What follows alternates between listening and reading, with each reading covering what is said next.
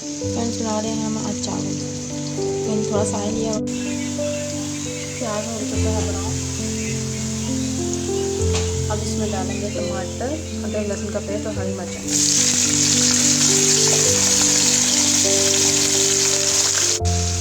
टमाटर डाल के हल्का सा फ्राई करने के बाद हम डालेंगे 1 चम्मच नमक, 1 चम्मच कुटी लाल मिर्च, 1 चम्मच बिरयानी मसाला और जीरा।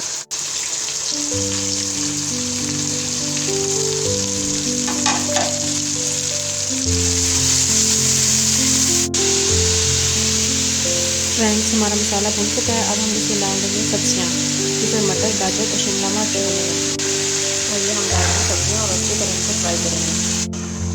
फ्रेंड्स सब्ज़ी अच्छे से भून चुकी है। अब हम 2 गिलास पानी डाल देंगे। आधा किलो चावल के लिए 2 गिलास पानी डालें।